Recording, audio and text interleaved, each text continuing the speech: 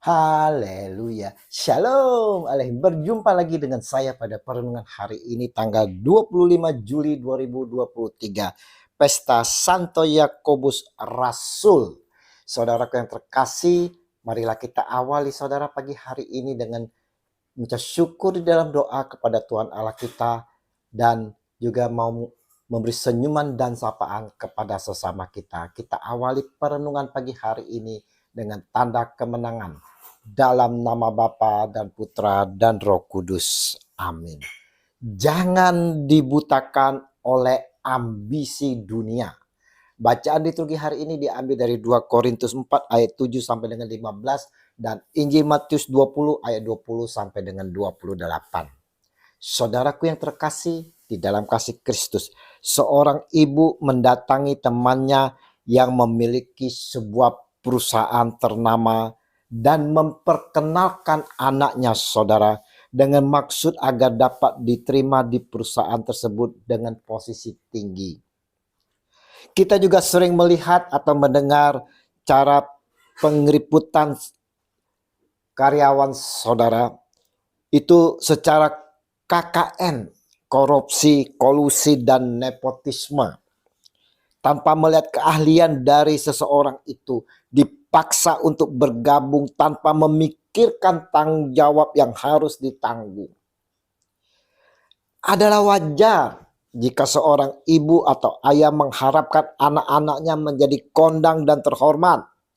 Namun yang rasanya lucu sekali saudara adalah Ibunda Yakobus dan Yohanes dalam Injil hari ini masih saja turut campur masa depan anak-anaknya yang sudah besar. Memangnya kedua anaknya ketika memutuskan untuk mengikuti Tuhan Yesus tidak berpikir masak-masak. Permintaannya itu sendiri tak terpikirkan oleh si ibu bahwa harus menanggung tanggung jawab besar. Minta ibunya, berilah perintah supaya kedua anakku ini boleh duduk kelak di dalam kerajaanmu, yang seseorang di sebelah kananmu dan yang seorang lagi di sebelah kirimu. Matius 20 ayat 21. Apa jawab Yesus Tuhan kita saudara? Kamu tidak tahu apa yang kamu minta. Dapatkah kamu meminum cawan yang harus kuminum? Kata mereka kepadanya, kami dapat. Matius 20 ayat 22. Saudaraku, mereka spontan menjawab saudara, kami dapat. Namun mereka belum memahami maksud perkataan Tuhan Yesus Kristus. Yesus berkata kepada mereka, cawanku memang akan kamu minum. Tetapi hal duduk di sebelah kananku atau di sebelah kiriku, aku tidak berhak memberikannya. Itu akan diberikan kepada orang-orang bagi siapa Bapakku telah menyediakannya. Matius 20 ayat 23. Perlu kita pahami dan mengerti akan kehadiran Sang Baginda, Sang Junjungan kita Yesus Kristus di dunia ini saudara. Tuhan kita hadir ke dunia tidak menawarkan kesuksesan, ambisi, pangkat, posisi, kuasa seperti halnya yang dijanjikan oleh dunia. Bukan seperti pemerintah yang menggunakan kedudukan dan kekuasaan untuk mendapatkan banyak keuntungan. Bahkan tak jarang berani mengorbankan orang lain dan cuci tangan dari hal-hal yang tersulit. Dunia memberikan semuanya itu. Namun Yesus tidak saudara. Kita bisa lihat di tahun-tahun politik. Begitu banyak mereka yang berambisi untuk dapat menduduki suatu jabatan. Baik di legislatif ataupun RI 1 saudara. Mereka berusaha dengan segenap kekuatan, bahkan mengorbankan harta untuk dapat meraih kedudukan itu. Untuk meloloskan semuanya itu, apapun rela dilakukan saudara. Dari janji-janji muluk yang tidak realistis, menjelekkan lawannya, bahkan menghabisi lawan-lawannya yang tak sejalan dengannya. Mereka berambisi karena kekuasaan, saudara. Namun mereka tak memahami bahwa untuk dapat duduk ke posisi tersebut harus mengorbankan diri dengan menyerahkan secara total dirinya kepada seluruh rakyat yang berjumlah 200-an juta ini. Bukan pada segelintir rakyat yang hanya mendukung dia, saudara, atau demi kelompoknya saja, demi partainya saja. Mau duduk posisi kekuasaan berarti saudara mau berkorban untuk merendahkan diri dan merendahkan hati untuk melayani semua orang tanpa kecuali. Bukan melayani kelompoknya saja, bukan juga minta dilayani, saudara, tetapi mau melayani semua orang. Yesus Tuhan membukakan mata hati kita dengan melihat di sekitar kita.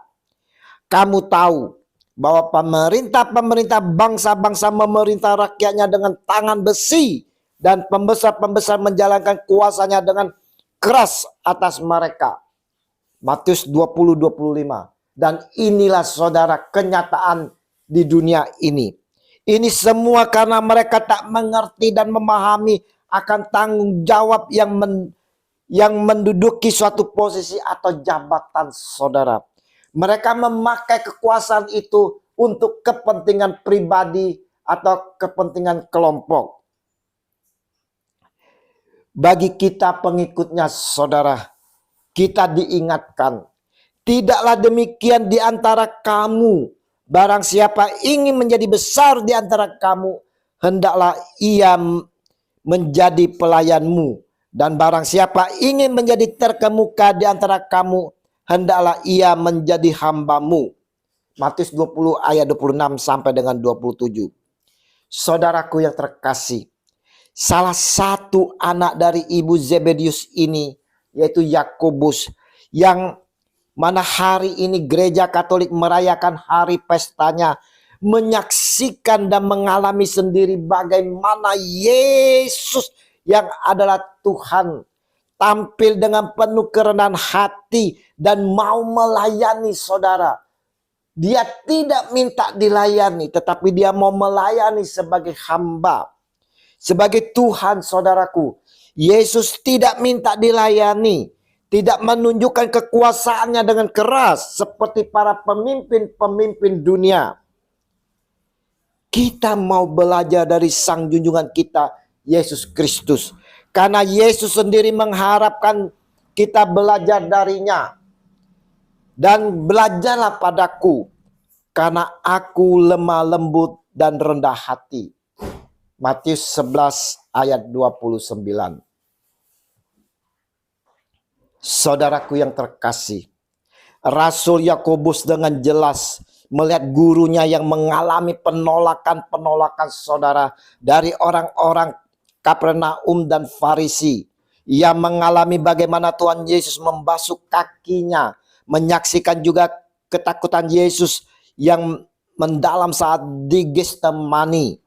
Ia dengan mata kepalanya melihat tetesan keringat bercucuran darah dari wajah gurunya. Semuanya itu, saudara, Yesus lakukan dengan penuh kerendahan hati. Tak sedikit pun ambisi untuk menginginkan untuk berkuasa. Saudaraku, perenungan hari ini bertepatan dengan pestanya Santo Yakobus Rasul. Bagi kita semua, saudara, saya dan saudara, terutama saudara-saudaraku saat ini yang tercatat sebagai bacalek, bacagub, maupun baca waku, saudara. Kita diingatkan bahwa posisi, kedudukan, jabatan, kekuasaan itu semua adalah amanah.